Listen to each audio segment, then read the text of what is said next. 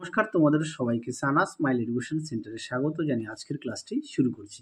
আজকে তোমাদের সঙ্গে আলোচনা করব তোমরা যারা সপ্তম শ্রেণীর ফার্স্ট ইউনিট টেস্ট পরীক্ষা দেবে 2025 সালে তোমাদের জন্য রায় মার্টিন প্রশ্নবিচিত্র থেকে আজকে সমাধান করে দেখাবো সপ্তম শ্রেণীর পরিবেশ ও বিজ্ঞান বিষয়ে মডেল নাম্বার 13। এই 13 নম্বর স্কুলে তোমাদের যে সমস্ত ছোট ও বড় প্রশ্নগুলো আছে পরিবেশ বিষয়ে সমস্ত প্রশ্নের উত্তরের সমাধান করে দেখাবো। চলো দেরি না করে মূল বিষয়ে যাওয়া যাক। প্রথমেই সমাধান করব ফিজিক্যাল সায়েন্স। একে দেখো সঠিক উত্তরটি নির্বাচন করে লেখো। এক দাগের প্রশ্নের উত্তরটা হবে অপশন ডি। দুই দেখো দুই দাগের প্রশ্নের উত্তরটা হবে অপশন এ ভর। তিনে দেখো অ্যালুমিনিয়ামের সংকেত হলো এল, অপশন বি।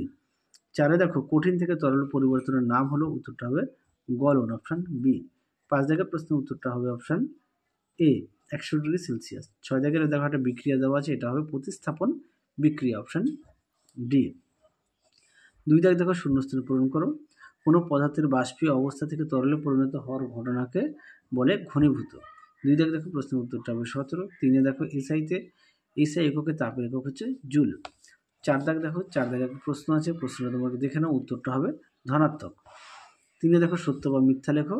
এক দাগে প্রশ্নের উত্তরটা হবে সত্য, দুই দাগেরটা হবে সত্য। চারে দেখো চারে একে রাসায়নিক সমীকরণ সমতা বিধান করো, দেখে নাও, আমি সমতা বিধান করে দেওয়া আছে। দুই দাগ দেখো কি আছে, লঘু মিউরেটিক অ্যাসিডের সঙ্গে কাপড় কাচা সোডার বিক্রিয়া কোন গ্যাস উৎপন্ন হয়, উত্তরটা হবে কার্বন ডাই অক্সাইড। তিন দাগ দেখো প্রশ্নের উত্তরটা হবে ZnCl2। তারপরে দেখো চার দাগ 0 ডিগ্রি সেলসিয়াস এবং 0 ডিগ্রি ফারেনহাইটের মধ্যে কোনটি ছোট, উত্তরটা হবে 0 ডিগ্রি, ঠিক আছে, 0 ডিগ্রি সেলসিয়াস। আচ্ছা, পাঁচ দাগ দেখো পারমাণবিক সংখ্যা কাকে বলে, দেখো প্রশ্নের উত্তরটি তোমরা এখান থেকে এই পর্যন্ত লিখবে, দেখে নাও, এখান থেকে এই পর্যন্ত লিখবে। দেখো ছয় দাগের প্রশ্নের উত্তরটা হবে 537 ক্যালোরি। সিজিএস ও এসআইতে লিন তাপের একক কি, উত্তরটা হবে সিজিএস হবে ক্যালোরি পার গ্রাম আর এসআইতে হবে জুল পার কিলোগ্রাম। পরবর্তী প্রশ্ন দেখো, পাঁচ দাগে যে কোনো একটি প্রশ্নের উত্তর দাও।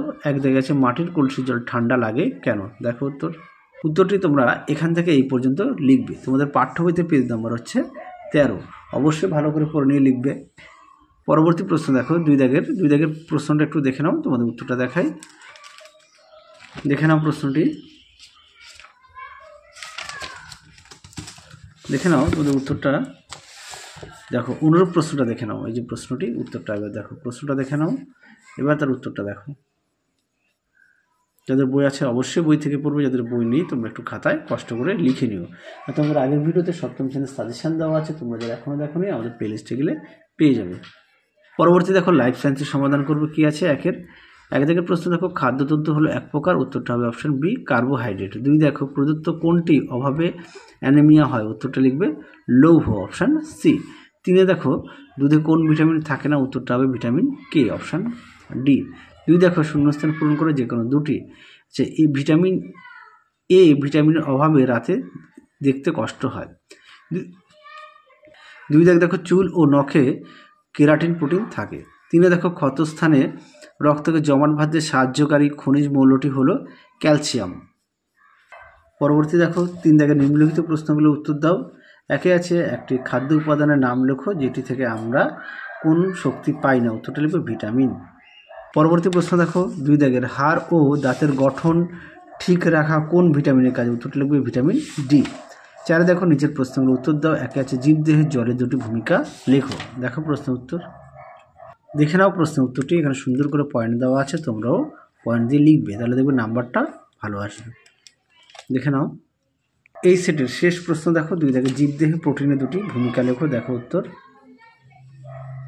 আর একটি সেট বাকি থাকবে, সেটা করলেই তোমাদের সমাপ্ত হয়ে যাবে পরিবেশ বিষয়ে। আর আগের বিষয়গুলো আমরা আগেই সমাধান করে দেখিয়ে দিয়েছি, তোমরা যারা এখনও দেখোনি আমাদের প্লে লিস্টে গেলে পেয়ে যাবে। তো এখানে বেশ কিছু পয়েন্ট দেওয়া আছে, তোমরাও পয়েন্ট দিয়ে লিখবে, দেখে নাও। তাহলে চলো আজকের মতো এখানেই সমাপ্ত করছি, আবার দেখা হবে খুব শীঘ্রই তোমাদের পরবর্তী ভিডিওতে।